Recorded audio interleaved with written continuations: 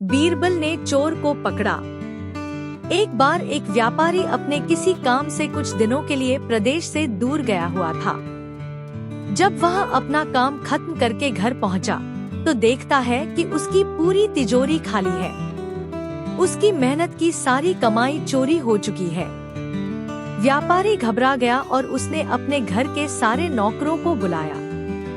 व्यापारी के घर में कुल 5 नौकर थे। व्यापारी की एक आवाज पर सारे नौकर उसके सामने आकर खड़े हो गए। व्यापारी ने उनसे पूछा, तुम लोगों के होते हुए घर में इतनी बड़ी चोरी कैसे हो गई? जब चोर आकर मेरी पूरी तिजोरी साफ कर गया, उस समय कहाँ थे सब के सब? एक नौकर ने जवाब दिया, हमें नहीं पता ये चोरी कब हुई मालिक, हम सो रहे थे। उसकी यह बात सुनकर व्यापारी गुस्से से आग बबूला हो उठा और बोला, मुझे तो लगता है कि तुम 5 में से किसी एक ने ही चोरी की है। तुम्हारा हिसाब अब बादशाह अकबर ही करेंगे। यह कहता हुआ वो महल की ओर चल पड़ा। बादशाह अकबर अपने दरबार में बैठकर जनता की समस्या सुन रहे थे कि तभी व्यापारी वहां पहुंच गया। व्यापारी ने कहा, न्याय हुजूर, न्याय, मेरी समस्या को दूर करें। बादशाह ने पूछा, क्या हुआ? कौन हो तुम और क्या है तुम्हारी समस्या? व्यापारी बोला, मैं आप ही के राज्य में रहने वाला एक व्यापारी हूँ महाराज। एक जरूरी काम से कुछ दिनों के लिए प्रदेश से बाहर गया था।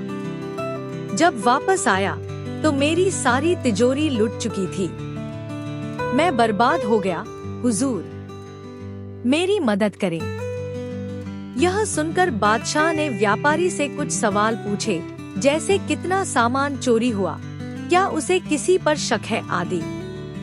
सवालों के जवाब मिलने के बाद अकबर ने व्यापारी का मामला बीरबल को सौंप दिया और कहा कि असली चोर को पकड़ने में बीरबल उसकी मदद करेंगे। अगले दिन बीरबल व्यापारी के घर पहुँचे।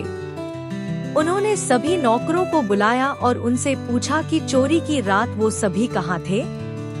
सभी ने कहा कि वो व्यापारी के घर में ही रहते हैं और उस रात भी व्यापारी के घर में ही सो रहे थे। बीरबल ने उनकी बात मान ली और कहा, आप सभी को परेशान होने की जरूरत नहीं है। मेरे हाथ में ये 5 जादुई लकड़ियां हैं। मैं आप सभी को एक एक लकड़ी दूंगा। जो भी चोर होगा उसकी लकड़ी आज रात 2 इंच लंबी हो जाएगी और चोर पकड़ा जाएगा। हम सभी कल यहीं मिलेंगे। यह कह बीरबल ने सबसे हाथ में एक एक लकड़ी पकड़ाई और वहां से चले गए। दिन ढल गया। अगले दिन बीरबल फिर से व्यापारी के घर पहुंचे और उन्होंने सभी नौकरों को अपनी अपनी लकड़ी के साथ बुलाया।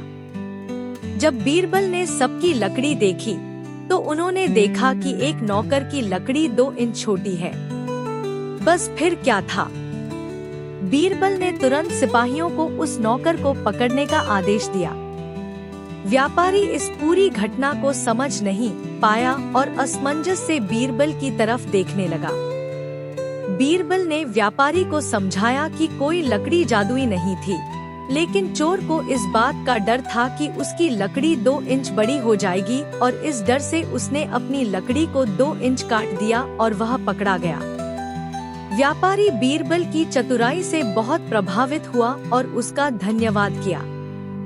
सीख: गलत काम चाहे जितना भी चतुराई से किया जाए, लेकिन वो सभी की नजरों में आ जाता है और उसका अंजाम हमेशा बुरा ही होता है।